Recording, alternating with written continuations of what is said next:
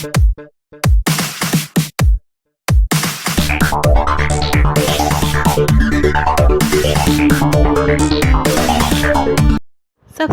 now and press the bell icon. Don't miss an update. नमस्कार दोस्तों, क्या विश्व के सभी धर्मगुरुओं की आध्यात्मिक शक्ति अक्षीण हो चुकी है, जो कि इस महामारी के प्रकोप के सामने पस्त होते दिखाई दे रहे हैं। दोस्तों, गौर करने वाली बात यह है, हम बड़े बड़े मंदिरों में जाकर पूजा करते हैं,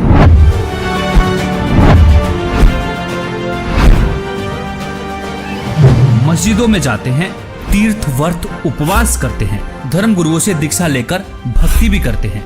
आखिर किस लिए? अपनी रक्षा के लिए ना। और दूसरी तरफ हिंदू धर्म के प्राचीनतम और आधारभूत सदग्रंथों में से एक ऋग्वेद के मंडल नंबर 10 के सूक्त 161 पर परमेश्वर के गुणों में लिखा हुआ है, यदि किसी रोगी की जीवन शक्ति समाप्त हो, यदि वह सीमा से भी परे हो गया है, यदि वह मृत्यु के सन्निकट चला गया है, तो भी उसे मैं भारी कष्टप्रद रोग के पंजे से मुक्त कराऊं तथा उसे 100 वर्ष अर्थात 100 वर्ष के जीवन हेतु बल संपन्न करूं। दोस्तों, यह सुन आप यह भी कहेंगे कि यह तो किताबी बातें हैं, ऐसे कैसे हो सकता है?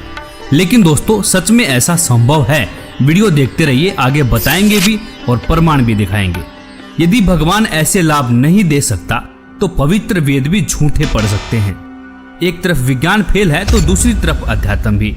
ऐसे में अध्यात्म पर भी सवाल उठने लाजमी है, क्योंकि वेद तो भगवान के गुणों का यह गुणगान करते हैं, कैसा भी रोगी क्यों ना हो, परमेश्वर उसे ठीक कर 100 वर्ष की आयु प्रदान करता है। तो आखिर क्यों इन धर्मगुरुओं के पास जाकर भक्ति करने से हमें इस महामारी से राहत नहीं मिल रही है? क्या यह धर्मगुरु आपके अनमोल जीवन के साथ खिलवाड़ कर रहे हैं?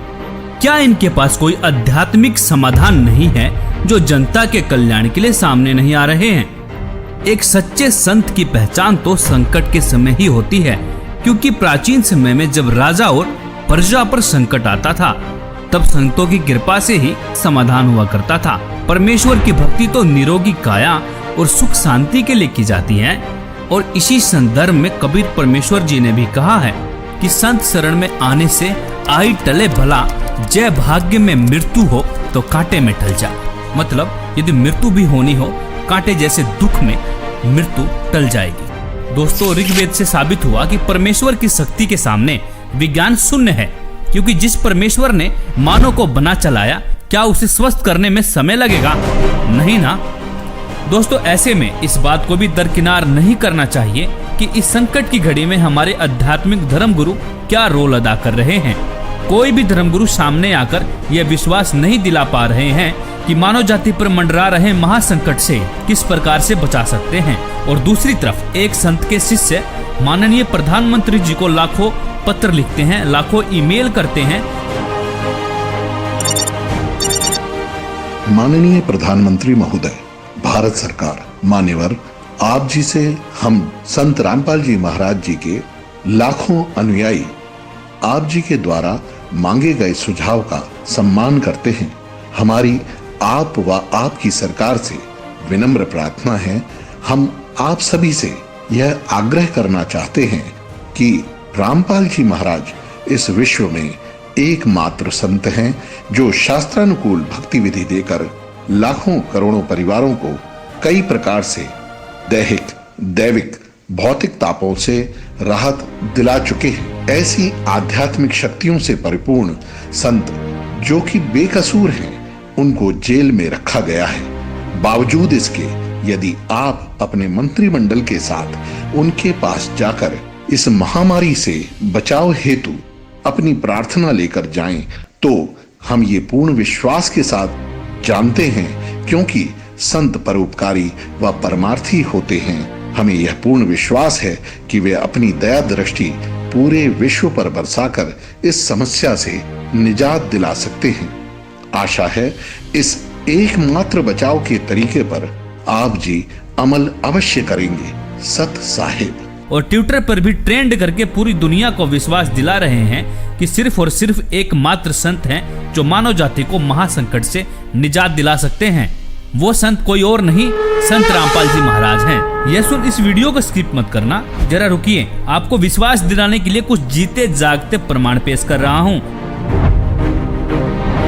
जिन्होंने संत रामपाल जी द्वारा बताई गई शास्त्र अनुकूल भक्ति की और परमेश्वर ने उनकी मृत्यु को भी टाल दिया।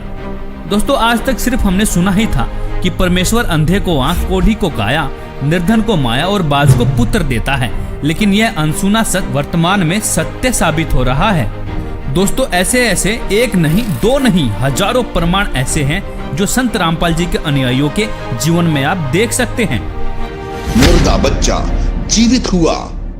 जब मैं मजदूरी पे चला गया तो पीछे से उसकी मृत्यु हो गई जी, लड़के की। 1.5 साल का लड़का था 10 का, और उसकी मृत्यु हो गई। जब घर आके जब मैंने देखा जी, उसकी स्थिति देखी तो हाहाकार मच रही थी। आस पड़ोस वाले भी इकट्ठे हुए, सभी ऐसे अफसोस मना रहे थे। वो बच्चे की लाश लेकर मैं गया जी, गांव का डॉक्टर है, डॉक्टर ने चेक किया जी उसको और कहता कि इसको घर में ले जाए, इसमें श्वास नहीं है। और मैं घर में आते आते ऐसे रखा बच्चे को, तो मैंने गुरुजी से अरदास लगाई घर में ही जी, और मैंने कहा कि हे परमात्मा, जब आप मेरी आजू बढ़ा सकते हो, मेरे रोग, ये कैंसर तक का रोग ठीक कर सकते हो मालिक, इसकी भी रक्षा करो दाता, इसकी भी आजू बढ़ाओ। हे परमात्मा, मेरे सतगुरुदेव जी ने तेरी दया करी, मैं कुछ इतने लाभ दिए मैं बता नहीं सकता आपको, इतने लाभ दिए मेरे को इस भगवान के, मैं धन्यवाद करता हूँ इस भगवान का।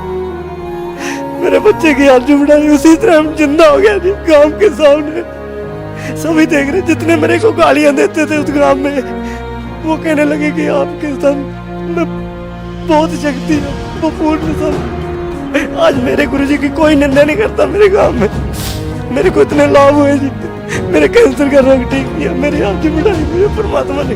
और घर में ऐसा होता था जी, हमारे खाने को आटा नहीं होता था और हम मांग मांग के खाते थे, काम भी करते थे, फिर भी बीमारी के कारण हमको मांग के खाना पड़ता था। जब से मैंने नाम लिया, मालिक ने बहुत सुख दिया। दे दिया डॉक्टर ने जवाब, फिर कैसे ठीक हुआ बिना दवाई के ला इलाज कैंसर? बोले ये बीमारी ठीक होगी, ये कैंसर है, इसको हम ऑपरेशन नहीं कर पाएंगे और ये और बढ़ जाएगा। जी क्या ये कह रहे हैं कि संत रामपाल जी की भक्ति करने के बाद ये फोड़ा अपने आप फूट गया, अपने आप ठीक हो गया, अपने आप ही ये चीज से ले ली, ये सब अपने आप हुआ है? कुछ ऑपरेशन वगैरह डॉक्टर ने? तो एक पैसे की दवा नहीं करा, आप यार ठीक है। और कति ज्ञान सुनकर समर्पित हो होगे तो आपकी कैंसर का बाप भी ठीक हो जाए। भगवान किसे कहते हैं? वाह भाई वाह।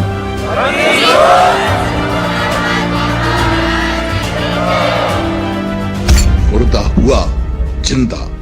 पत्नी के भाई थे, उन्होंने बताया कि आपको तो डेड बॉडी हो गई थी।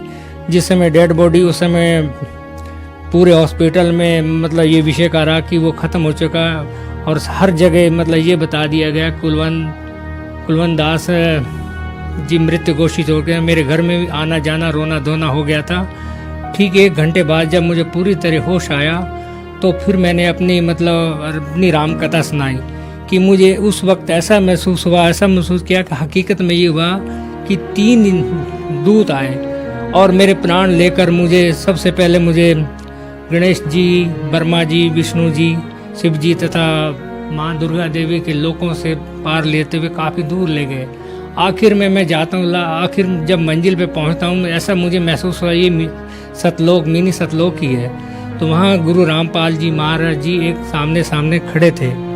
मैंने जब देखा तो उन्होंने मुझसे कहा, बेटा की भक्ति अधूरी है, तो आपको मैं एक मौका और भक्ति का देता हूँ, आप अपना जीवन सफल हो जाएगा। उसी वक्त गुरु संत रामपाल जी महाराज जी ने कबीर का रूप दिखाया। उसके बाद मुझे वहाँ से तीनों यमदूतों ने वहाँ से एक धक्का दिया, और धक्का देने के बाद मैं जब यहाँ से आंखें खुली तो मैंने एकदम अपने आप को देखा, मैं पसीनों पसीन से तर हो गया। तो मेरे पूरे पीठ पे नीले निशान पड़े थे। दुर्घटना में मौत, जीवित किया। बड़ा लड़का था मनोज नाम का, उसका मेरा बल्लमगढ़ में आके एक्सीडेंट हुआ शाम को 7 बजे। जब ही लड़के को ऐसे लिटा दिया, मेरे सर पे से चादर उतार दिए, सोल उतार कर उसको ढक दिए और अंगूठे दोनों बांध दिए लड़के के, जैसे संसारे में बांधते हैं। बांधने के बाद फिर मैं संत रामपाल जी महाराज से प्रार्थना लगाई, हे मालिक, मैं जय गुरुदेव की भक्ति से गई थी, पति को खो के गई थी मैं, पति खत्म हो गए थे, उसके बाद में आपकी भक्ति ली थी, ये होने वाला था, तो आप इसकी शादी क्यों की? फिर बहू ने फ़ोन मिलाया कि आप कहाँ पे हो? मैं बोली हम ठीक हैं, हम कहाँ पे नहीं हैं, तू घबराए मत। तो बहू बोली नहीं, कुछ ना कुछ बात हो गई है, मेरे को क्यों छुपा रहे हो मेरे से, मेरे वीडियो कॉलिंग पे बात करवाओ। जब मैं गुरुजी को प्रार्थना लगाई झोली फसार के कि मालिक ये क्या होने होता, गुरुजी वहीं पे प्रकट हो गए, संत रामपाल जी महाराज। संत रामपाल जी महाराज प्रकट होके और लड़के को सोते हुए को आशीर्वाद दे के उठाए। फिर उसके बाद मेरे को आशीर्वाद दिया गुरुजियों ने। फिर उसकी सास आई हॉस्टल के अंदर, बोली अपने गुरु को नहीं छोड़ेगी? मैं बोली मैं नहीं छोड़ूंगी गुरु को, मैं सबको छोड़ दूंगी, गुरु को नहीं छोड़ूंगी। गुरु के पीछे तो संत रामपाल जी महाराज के पीछे तो आज ये बेटा जिंदा है, नहीं तो मेरे बेटे को रात को ही मैं खो देती, आज मट्टी लग जाती। डॉक्टरों ने जैसे देख लिया कोई बिल्कुल जीरो रिपोर्ट, नवज नाड़ी कुछ भी नहीं है। उसके बाद में सुमरन जैसे संत रामपाल जी महाराज से अर्जी लगवाई तो इनको होश आया, तो डॉक्टर भी एकदम से अचंभित रह गए। अब ये क्या चमत्कार है, एक तो रिपोर्ट 0-0 बता रही है और एक इनको आधे घंटे में ही होश आ गया, ये तो बहुत बड़ा चमत्कार है। तो चमत्कार को देख के सारे डॉक्टर सारे अचंभित रह गए कि ये तो कोई बहुत बड़ा चमत्कार है, वो ये संत रामपाल जी महाराज का चमत्कार है जो कि हम सतभक्ति करते हैं। और इन्होंने जीवन दान दिया, एक मौत के मुंह में से निकाला इनको, रुपेश दास जी को। क्या नाम है बहन जी आपका? कमला दासी है जी। मेरे घर वाले को 2014 में 10 अक्टूबर को पैरालाइज का अटैक पड़ गया था, बिल्कुल ख़त्म हो गए थे। तो बेटे के याद आई कि सतलोक आश्रम फ़ोन मिलाऊं। जब फ़ोन मिला तो किसी भगत ने फ़ोन उठाया वहाँ से, उन्होंने कहा बेटे ने, मेरे ने रोते रोते बड़े बेटे ने, ये भगत जी बात करा दो परमात्मा से, मेरे पापा ख़त्म हो चुके हैं पैरालाइज का अटैक पड़ के। तो भगत जी परमात्मा से बात कराई, परमात्मा ने कहा बेटे बंदी छोड़, दया करेंगे, दंडवत करके अमृत जल और प्रसाद दे दे। तो भगत जी मालिक ने इतनी दया करी, संत रामपाल महाराज जी ने, इतने बेटे का फ़ोन भी नहीं कटा। इतने तो मेरे घर वाले ने यूँ कह दिया बेटे मैं बाथरूम करने जाऊँगा। बाथरूम करके भगत जी गली में टहल के आया, गली से टहल के घूम घाम के फिर घर में आया। परमात्मा ने इतनी दया करी, हमारे पूरे घर में रोआ राहट मच गया था, ख़त्म हो चुके थे, बिल्कुल एक मिट्टी पड़ी थी घर में। इतनी दया करी मालिक ने, मैं आपसे बता नहीं सकते, हमारा सारा कुनबा रोआ राहट मच गया था घर में। उसके बाद भगत जी सुबह गए सतलोक आश्रम, तो परमात्मा दर्शन देने आते हैं, सर पे हाथ रख के कहते हैं कौन मरा है? अभी नहीं मरा है, भक्ति कर बेटे दब के। उसके बाद सर जी आपको क्या बताऊं, इतनी दूर बेटा खड़ा था, उससे क्या भक्ति कर बेटे, कौन मरा तेरा बाप? जो 3 हार्ट अटैक हो चुके थे, उससे पहले तो डॉक्टरों ने ये कहता था इतने जिएंगे, इतने ये दवाइयाँ खाते रहेंगे। आज 7 साल होने को है भगत जी, सारी दवाइयाँ छुट्टी हुई उनकी, 4 बार पैरालाइज हो लिया, 3 हार्ट अटैक, 7 अटैक कम नहीं होते भगत जी। आपको क्या क्या लाभ बताऊं, मालिक ने इतनी दया कर रहे हैं, संत रामपाल महाराज जी ने पूरा जीवन दान दे रखा है। उदाहरण के लिए अनुयायियों के अनुभव के वीडियो लिंक डिस्क्रिप्शन में देख भी सकते हैं। आप भी दुखों से छुटकारा पाना चाहते हैं तो आज ही बुक करें निःशुल्क पुस्तक ज्ञान गंगा।